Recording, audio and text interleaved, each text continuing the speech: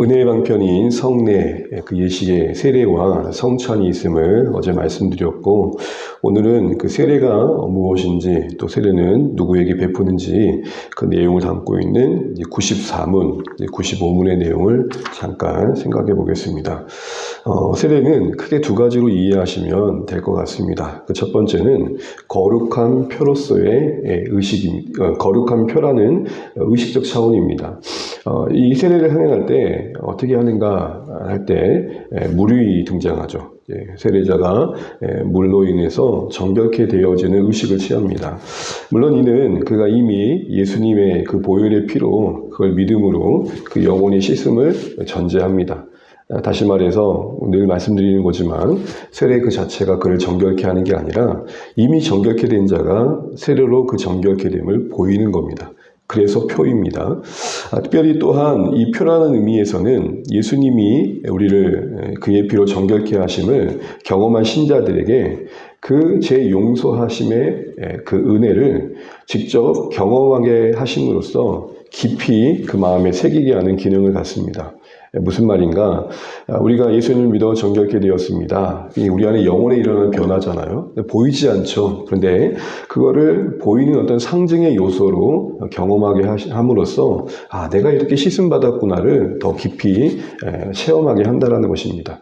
그래서 여러분, 물이 상징하는 바는 가장 중요한 것은 정결케 함입니다. 그래서 물이 세례 받을 때 이제 세례 받는 사람 위에 성부, 성자, 성령 하나님으로 물세례를 주잖아요. 그 흐르는 물이 내 몸에 닿듯 그 물이 상징하는 그 정결케의 의미가 내게 적용되었음을 체감하게 됩니다. 그래서 세례자마다 조금씩 다르지만 흠뻑 적신 물을 그 세례자의 머리 위에 안수하는 경우들도 있고, 때론 또 침례 같은 경우에는 그런 욕조나 강물에 가서 물에 흠뻑 잠겼다가 다시 일어나는 그런 예식으로 하기도 합니다. 또 어떤 형태이든 간에 예식 그 자체가 신령한 어떤 효과를 주기보다는 그 안에 상징하는 바가 뭐냐를 바로 하는 말씀의 빛이 상당히 우선되고 중요합니다. 그런데 이렇게 신자들에게 이런 은혜를 더욱 체감하게 해서 믿음을 격려하고 강화하는 그 결과물은 뭐냐라고 할 때 신자된 우리는 무엇보다도 그 씻음의 세례의 의식을 통해서 내가 이렇게 정결케 되었구나 와 더불어서 이제는 내 새로운 신분이 주어졌는데 오늘 94문에 보게 되면은 이제는 예수님에게 접합되었다. 말이 좀 어렵죠. 연합되었다라는 겁니다. 그래서 오늘 말씀도 보게 되면은 그리스도 예수와 합하여 세례를 받은 우리라고 말합니다. 그러니까 세례 자체가 이제는 예수님과 연합됨을 상징하고 있음을 말합니다.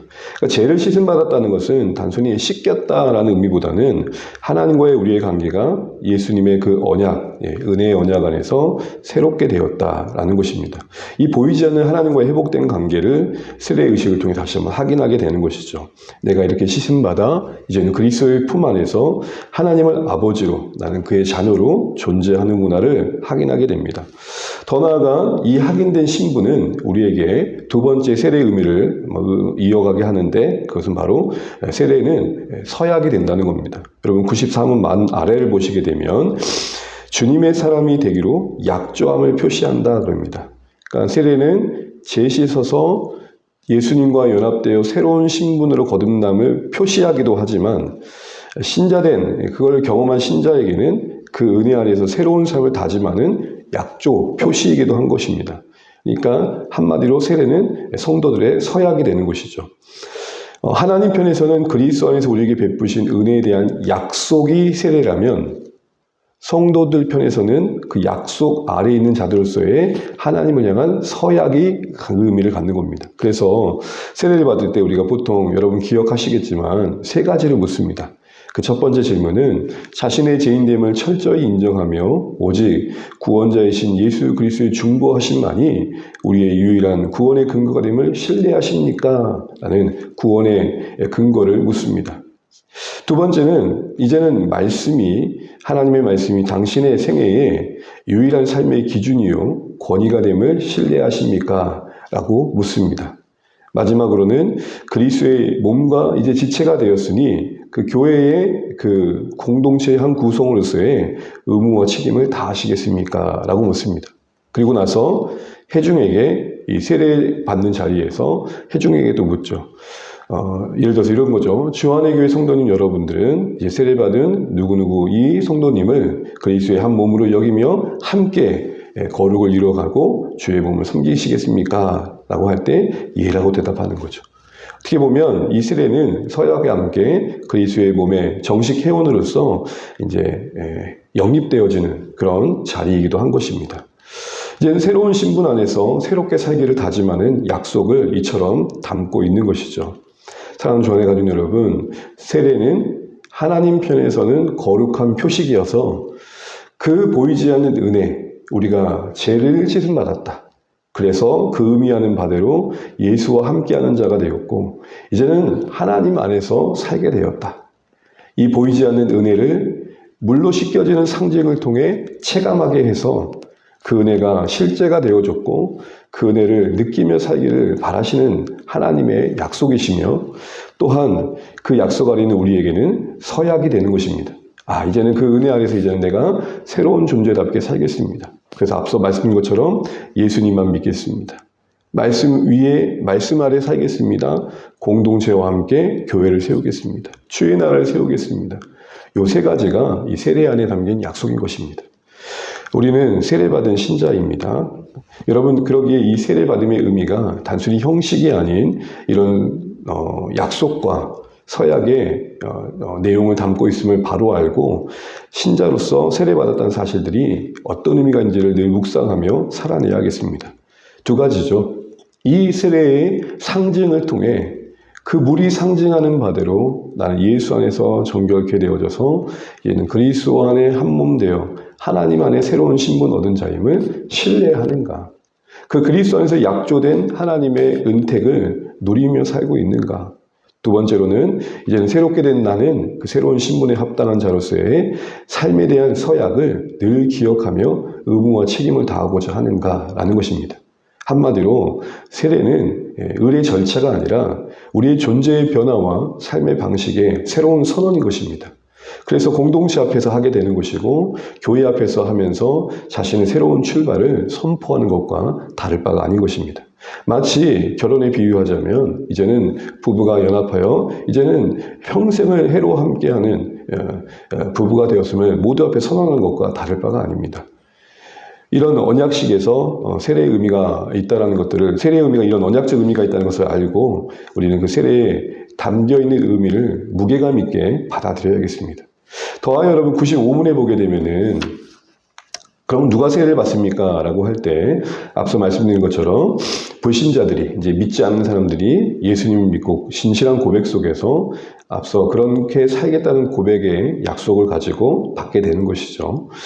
그러니까 세례를 베푸고 있다는 것은 믿지 않는 자가 믿게 된 것이며 또 믿는 자가 이제 믿는 자답게 살겠다고 살아가겠다고 받지만 사람들이 일어나는 것입니다.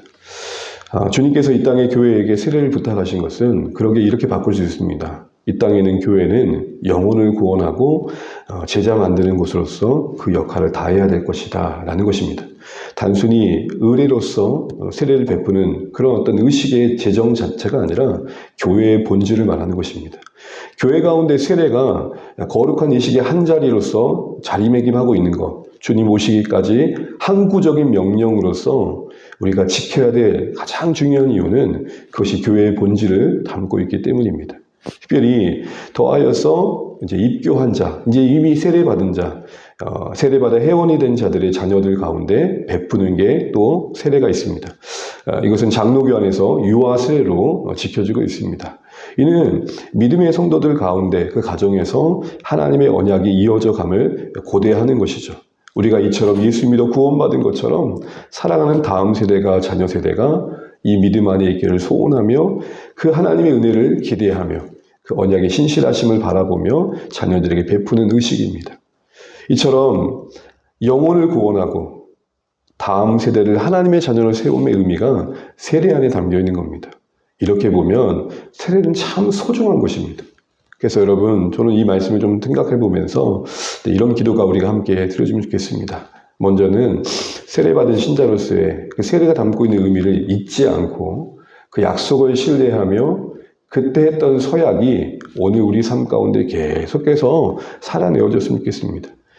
세례로 끝나면 안 됩니다. 세례는 우리의 존재 변화의 선언이기 때문에 그 서약의 무게감을 다시 한번 느끼셔야 됩니다. 두 번째로 세례의 대상에서 우리가 살펴봤던 것처럼 그것이 믿지 않는 자가 믿음의 자리로 또 자녀 세대가 하나님의 언약 아래 거하는 의식을 상징한다면 교회로서의 그 본질을 다시 한번 상기시켜주는 제도이기 때문에 우리는 세례를 통해서 이런 기대를 해보게 됩니다. 하나님, 주 안의 교회에 세례받는 자가 더 많아지게 해주십시오. 믿지 않는 자가 믿게 되어지고 자녀 세대가 계속해서 믿음을 이어가는 이 신실한 역사가 하나님의 은혜 안에서 계속되게 해주십시오. 이렇게 기도할 수 있어야겠습니다. 세례를 베푸는 교회, 세례가 계속해서 베풀어지는 교회, 그런 교회되는 은혜를 구하시는 또 이 새벽 되시면 좋겠습니다. 잊지 마십시오. 세례는 하나님 편에서 우리 향한 약속이요. 또한 우리에겐 서약이며 또한 영혼을 구원하며 다음 세대를 세워가는 교회의 본질에 하나님을 향한 우리 향한 명령이십니다. 이거 잊지 않고 이 세례의 의미를 바르게 알고 이루어갈 수 있는 주 안의 교회 될 수 있도록 기도해 주시는 이 새벽 되시기를 간절히 소망합니다. 기도하겠습니다.